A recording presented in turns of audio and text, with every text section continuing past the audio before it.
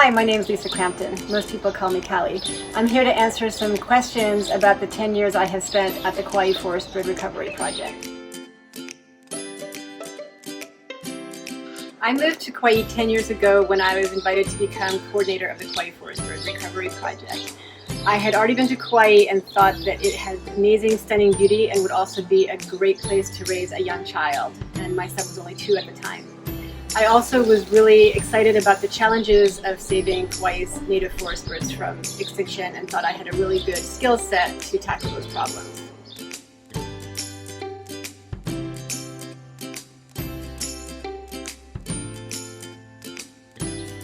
Ever since I was in college, I have been really interested in conservation as a career.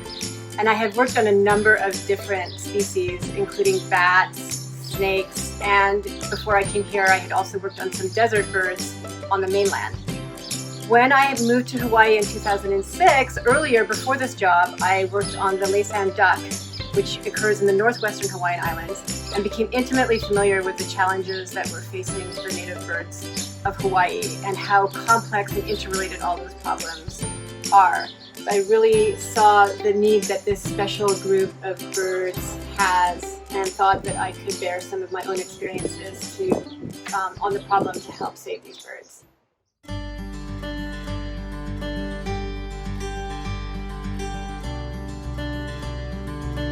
When I first started, we were still at a point of not really understanding the population trajectories of all the birds, nor exactly how the different possible threats that were potentially causing their extinction were interacting and affecting the birds.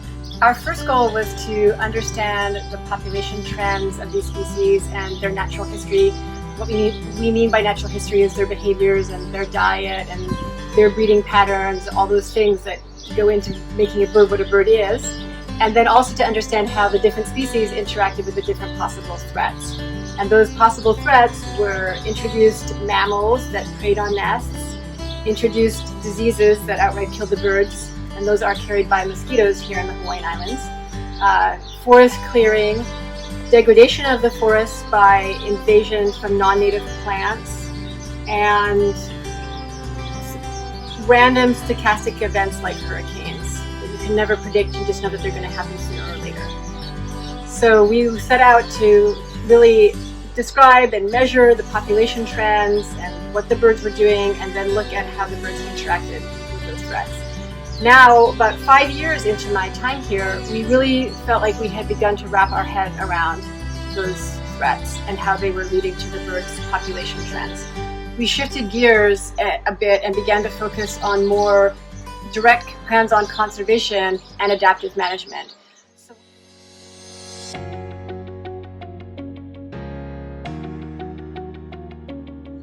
So one of the projects that we implemented about 5 years ago was an effort to build conservation breeding populations of 2 endangered species, akikiki and akeke, that appeared to be on the brink of extinction. And what that project involved was collecting eggs from the nests of these endangered species and bringing them into facilities where the eggs could be incubated and chicks could be hatched out of those eggs and raised to provide almost like an insurance population for the birds in captivity. And that was a very successful effort which resulted in more than 40 akikiki in captivity that have now begun breeding. Unfortunately, a little bit less successful for akeke, only 10 birds started breeding in those populations.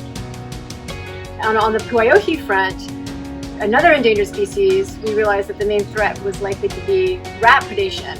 So we raised money to buy lots and lots of really fancy traps called A24 traps, because the trap can kill up to 24 rats before it needs maintenance. So before you have to replace the bait or anything with the trap. So they're a labor-saving device, and we have over time implemented up to 400 of those traps across the landscape in the core areas where the Puaiohi breeds to try and save them from rat predation.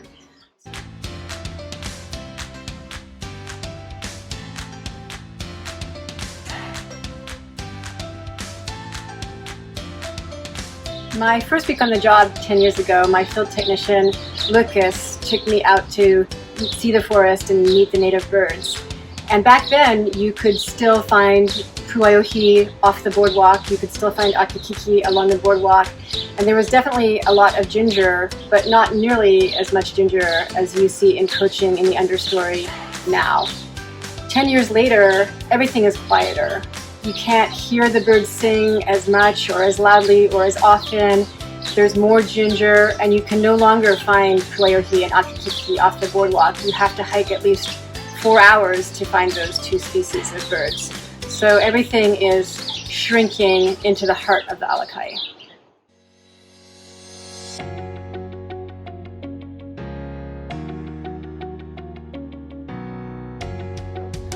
In the last 10 years, we've been able to establish that the population trends of Kaua'i are stable, probably because they have a lot of babies.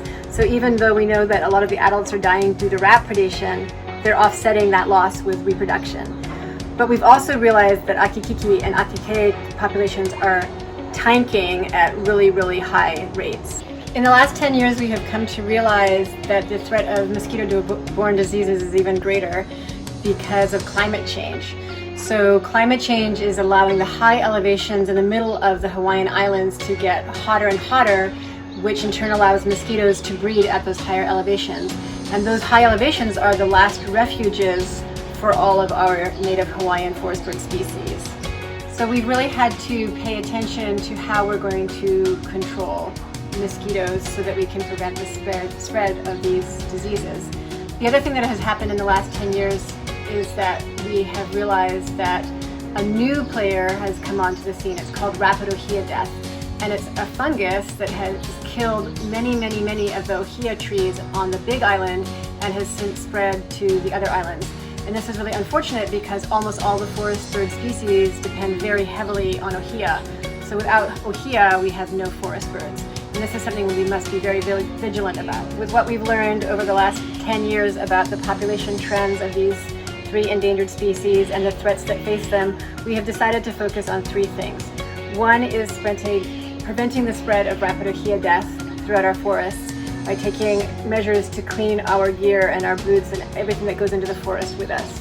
Number 2 is focusing on mosquito control, and the elements that go into that are, first of all, understanding mosquito ecology, what promotes mosquito breeding, where mosquitoes are found, all those same kinds of natural history questions about mosquitoes as we studied for the birds. And then we're focusing beyond that on using a bacteria, a native gut bacteria, to be basically a biopesticide to prevent mosquitoes from breeding, and therefore reducing mosquito populations in forest bird habitat. And then the final thing that we are really focused on as a project is reducing rat predation.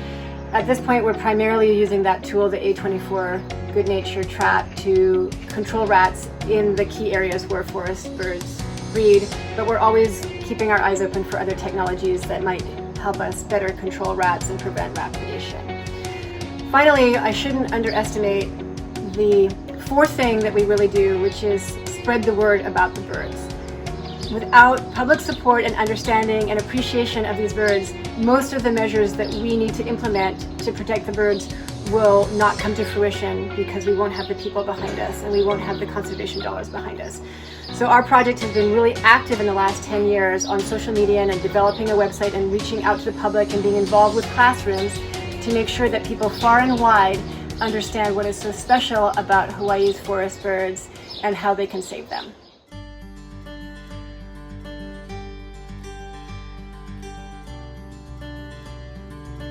People often ask me what keeps me going in this job because we often have depressing news, whether it's about the population trends of the birds or the amount of funding available for conservation or whatever. It's not, we don't always have good news, but I feel like we also have had lots of good news. We have been able to see that the population trends of some of the species are stable. We have been able to create conservation breeding populations of akikiki, and we have been able to see the arrival of new tools to save the birds on the scene. So for example, when I first started this work, we didn't have any of these A24 rat traps that do such a great job at killing the rats. There was no land on Kaua'i that had been fenced to prevent the damage that ungulates cause on the landscape. So even though progress can sometimes be slow and sometimes we take a step backwards for every 2 steps we take forwards, I see progress being made. Moreover, I just feel like we can't give up. The birds aren't giving up. And to me, the symbol of that is the puaiohi. You know, day after day, the puaiohi is still singing there in the forest, still having its babies. It's the, you know, when we were little kids, we read that story, The Little Engine That Could. That's the birds of Kaua'i.